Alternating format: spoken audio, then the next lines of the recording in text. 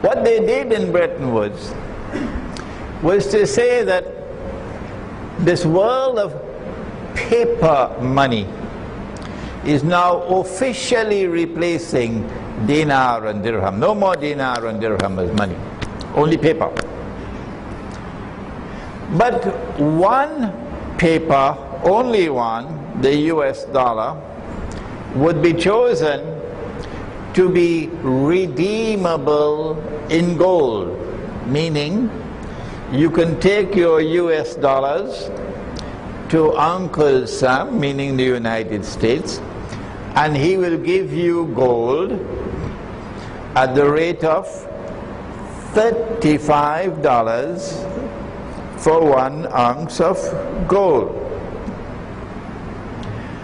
But not the other paper money in the world, only this one. So what about the others?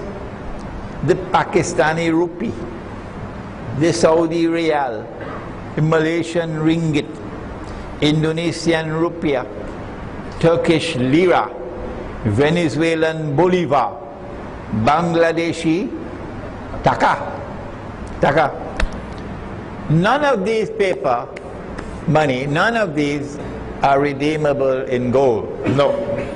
Rather, they will have their value established on the basis of an exchange with His Majesty, the US dollar.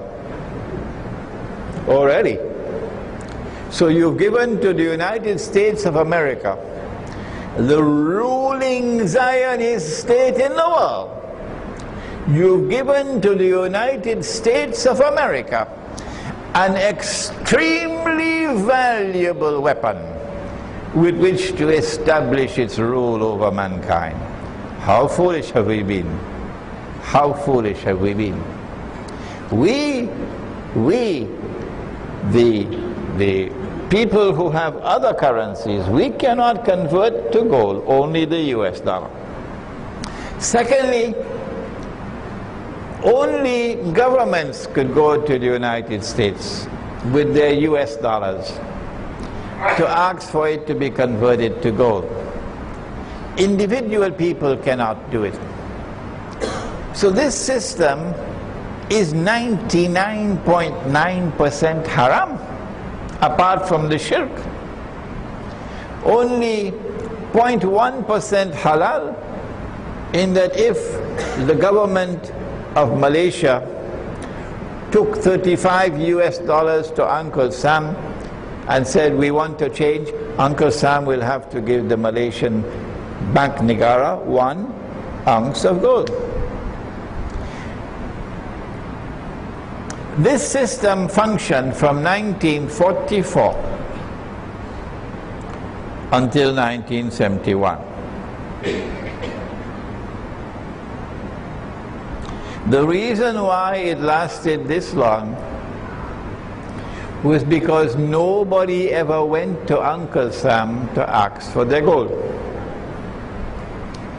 During this period of time, the United States government was printing more dollars than they had gold, which is like writing out checks for 100,000 ringgits. Checks, and you only have 10,000 ringgits.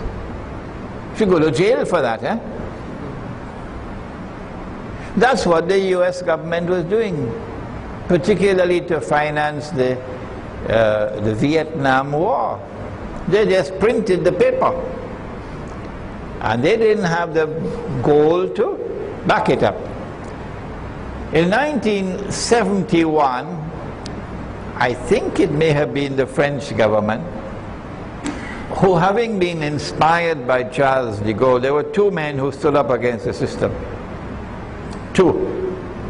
One was Charles de Gaulle, and the other was Dr. Muhammad Mahathir. These two I know of. So Charles de Gaulle stood up and declared, this is unjust. This gives to the US dollar and the US government and the United States an unfair advantage over the rest of the world. And he denounced it.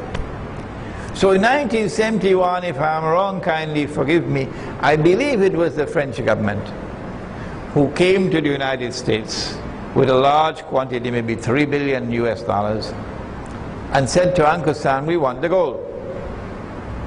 Uncle Sam knew the game was up. The game was up. It was a game. Tomorrow night I have a lecture entitled, it's in Shah Alam, Pax Islamica, the Islamic conception of an international order. And tomorrow night you'll hear what kind of a world it could have been if we had Pax Islamica instead of Pax Americana. Tomorrow night your Quran will speak. Tomorrow night your Prophet would speak to explain to you what is our conception of an international order or a world order. When we give our word, we keep our word. That's Islam, but not for the United States.